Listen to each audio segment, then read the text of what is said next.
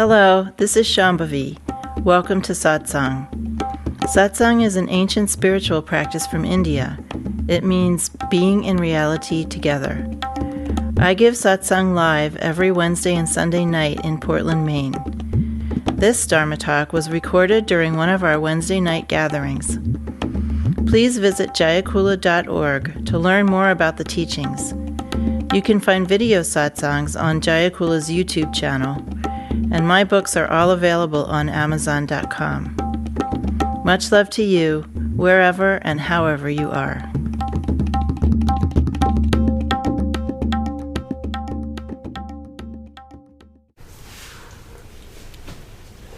So I thought I would talk today about something I've mentioned before, which is that my love of science fiction is related to my spiritual practice.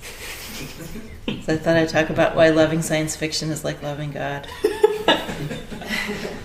Yeah.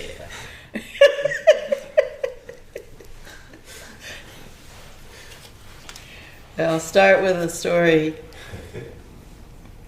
I grew up in the Cold War. That was my childhood, basically. So there was a lot of stories about, nuclear bombs could drop at any moment and stuff like that. I felt that destruction could happen at any moment. And we lived in this fairly large house on the edge of a woods. And the woods was very kind of scrappy and bleak. It wasn't very lush. There was a lot of initials carved in trees and stuff like that. The window of my bedroom looked right out on the woods, and there was a radiator right under the window.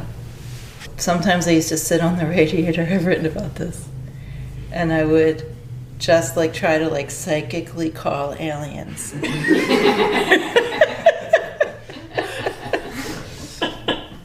I mean, really, with all my heart. It wasn't even just a thought. I would literally sit there and with every ounce of non-psychic power that I had, I would ask them to come and save us. The first way that loving science fiction is like loving God, or like loving spiritual practice, or like spiritual longing, is that it involves longing. I mean, people who really love science fiction experience longing for something better, longing for things to be different, longing to learn something that you don't know that isn't ordinary, longing for the non-ordinary, some sort of intuition that things are much more rich and vast than what we experience in our everyday lives. So this is really, people like me who really love science fiction have that feeling. And it's the same thing, exactly the same thing that led me into spiritual practice. That longing for something to be different, the longing to have things be better, and just that longing to see. And I've talked about a lot of times how, in addition to wanting to meet aliens, I would have, other people have these conversations with themselves, if I could only bring one or two or three things to a desert island, what would I bring? That's a common little scenario you can ponder in your free time. I used to think, if aliens came right now and I had the choice, I could go to another planet but never come back, what would I do? That was one of my questions. And when I was younger, the answer was generally that I would go and never come back. And I realized that it would be really lonely, because I'd be the only human being among, could be like giant intelligent squid or something. I didn't know what it would be. So I realized that it would be lonely, but I was willing to experience that loneliness in order to find out what was out there. And that's the next thing that's very similar to spiritual practice, is that you have to be willing to walk this path on your own in a certain way. I mean, first of all, you just have to be willing to go against the grain of our society, because people aren't doing what we're doing in general. And then, even though we have a beautiful community and we spend a lot of time together, you still have to sit down on your cushion and practice alone. And you still have to figure out what is going on your own. And you still have to meet wisdom, meet whatever comes through your practice on your own. So there is simply no way for most people to have significant openings in their spiritual practice if they're not willing to spend some time alone, and if they're not willing to find their own way. Even if you have very precise instructions, which I hope you do, even if you have very precise instructions about how to do practice, you still have to find your own way with those instructions. And then there's always that point where you jump off into the unknown, where you go where you've never gone before, right? You have to want to go where you've never gone before.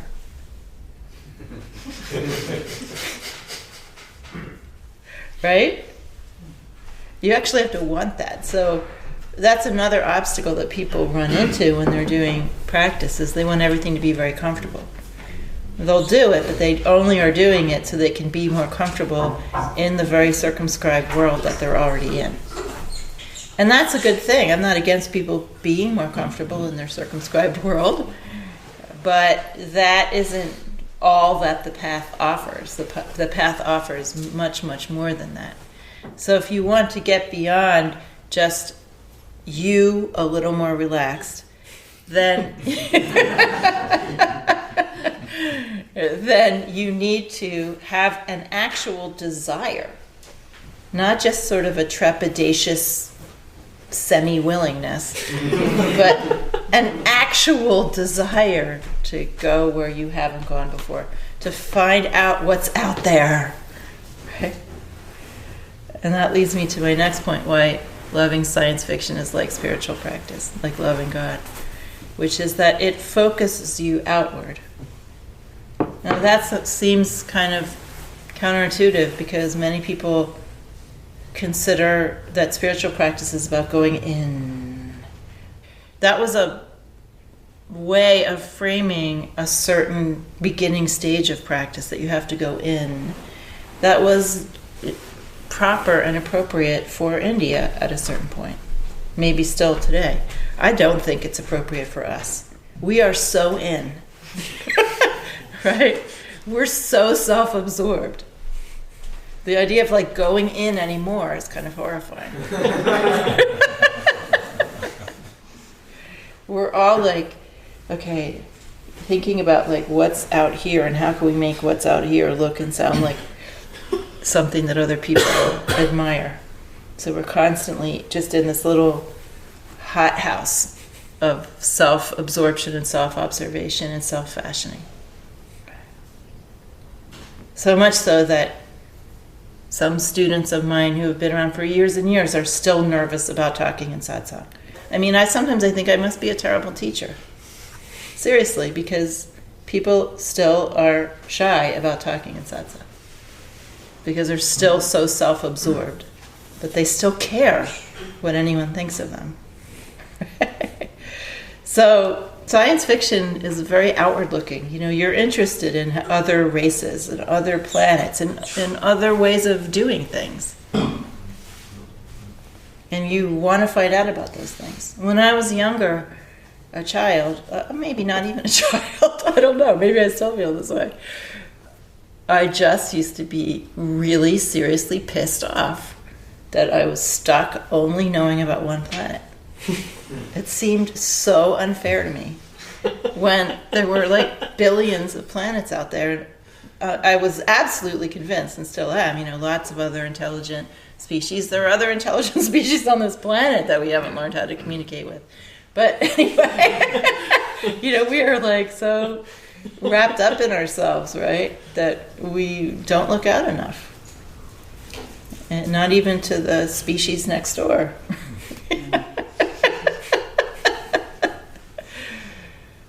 That desire to just meet the rest of reality, to get out there and find out who is out there and what is out there.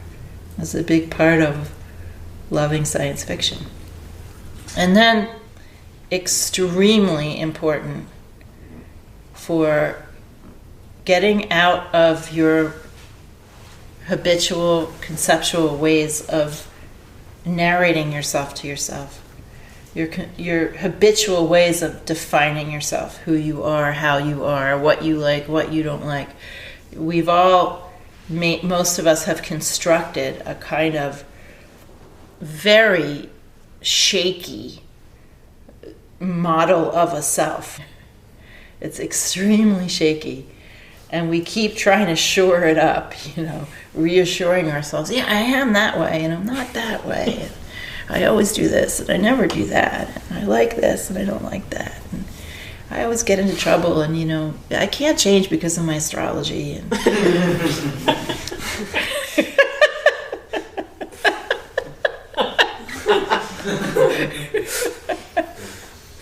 and we walk around like in this basically like a Unabomber shack of a self. There's like bits of wood falling off, nails coming out, and we're like constantly hammering them back in.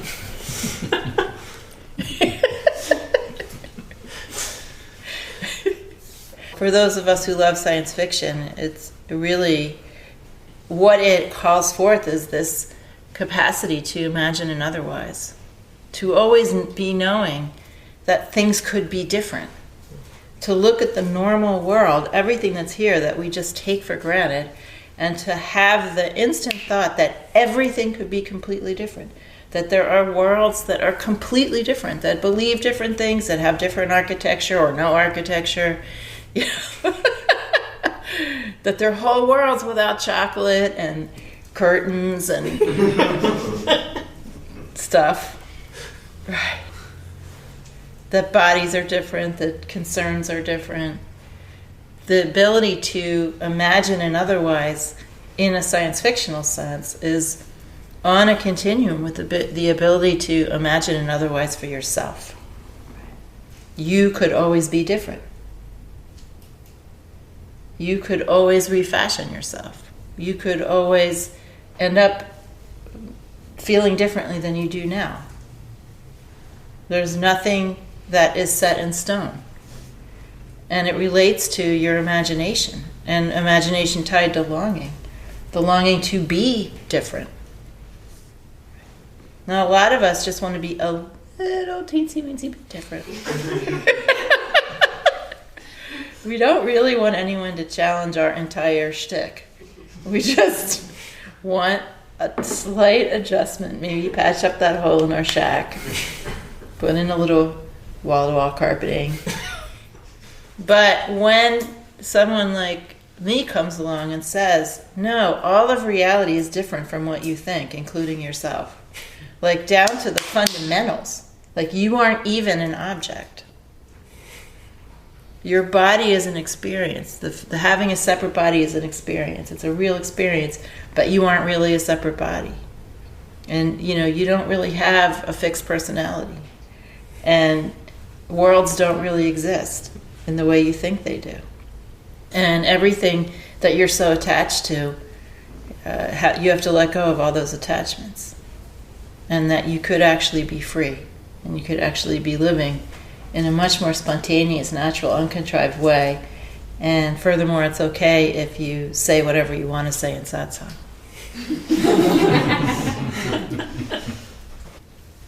So this ability to imagine an otherwise, there's a term that actually comes out of literary theory, and one that also comes out of science fiction literary theory specifically. They're two related terms. One is denaturalization, and the other is cognitive estrangement. And they both relate to this ability to imagine that there could be an otherwise to everything. So they both mean the same thing, basically, that what appears to be natural and normal and set in stone and just the way things are suddenly appears to be strange. So when I was a little kid, I just was in a constant state of cognitive estrangement for some reason, I just hated the fact that we all lived in houses. You know, nobody else was in my neighborhood was thinking, I hate houses. This is like a form of cognitive estrangement. Right? It's like, why are we holed up with these few people in these boxes? When your life normal starts to feel strange, and when you do a lot of spiritual practice, it inevitably does begin to seem strange. It's your normal reactions to things. Feeling like someone's done you wrong, feeling like someone's abandoned you, feeling like other people aren't good enough, you're disappointed in this, you're disappointed in that, you're angry at this, you're angry at that. All those things that you think, I have a right to feel those things. All of a sudden you realize, no, those are just random patterns of emotional response that have nothing to do with what's happening. And that's a kind of cognitive estrangement. If you're not willing to let those things become strange, if you insist on your right to have everything as it always exactly has been, and your right to all your convictions, and your right to all your stomping around or whatever you do, you can't realize, you can't go deeply into spiritual practice unless you're willing to imagine and otherwise entertain the idea that everything could be different, and even further, desire that experience. Long for that experience, rather than just to be comforted by everything going along in its familiar, normal way. When I was growing up, and until I actually found my first teacher, I just thought I wasn't spiritual at all. I had no spiritual life. I could have cared less. I thought I was an atheist. I didn't know anything about India. I mean, I knew how to spell it. That was about it. I probably could have located it on a map. And I thought I had no spiritual life. Even when I first started doing practice, I didn't even know that it was spiritual practice. Weirdly enough, that's a whole other story. But literally one day, after I'd already been practicing for some years, literally one day I realized, oh my God, I have a spiritual life. It was a shock. It came as a big shock to me. And then it wasn't until much later that I realized I'd always had one.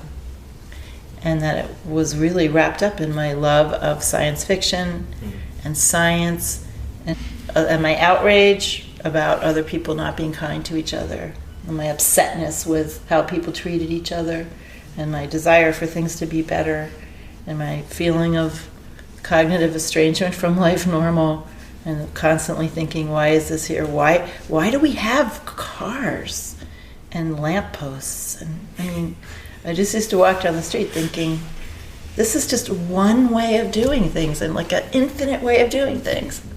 You know? I really drove myself crazy when I was growing up thinking these things.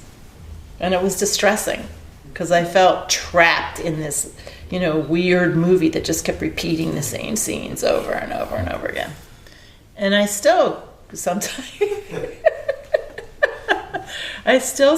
feel that same sense of upsetness just about the lack of imagination that we bring to our everyday lives. Like when I look around Portland, Maine, it's such a beautiful setting, and there's some beautiful buildings here. And there's some just like complete lack of vision in the city planning. Complete. Just such a hodgepodge. And it could be like this magical, spectacular built environment. So easily, I think. I've even considered writing letters to the city council about it. Can't you just put like a colored flag up somewhere, like on the waterfront, like something with some color?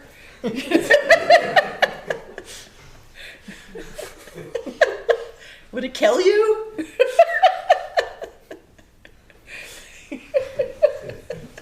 Get in a good architect now and then. Call in someone from Amsterdam. They have great architecture.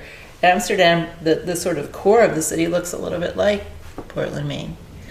There's a lot of Dutch influence here in the older architecture. And, I mean, Amsterdam's done this amazing job of having, like, spectacular contemporary architecture mixed in with the 17th and 18th century stuff.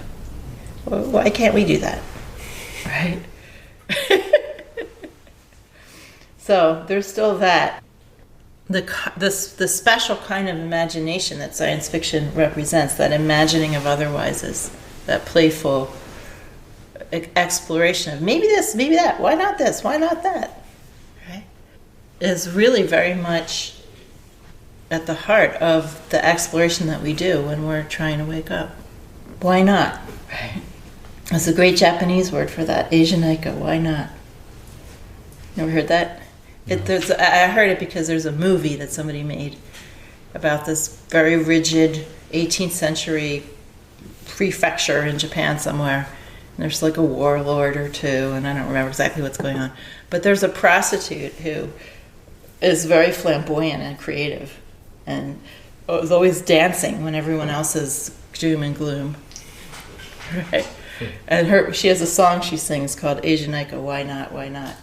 And at the end, there's this sort of giant Japanese version of Bollywood thing where the whole town dances and sings Asianaika.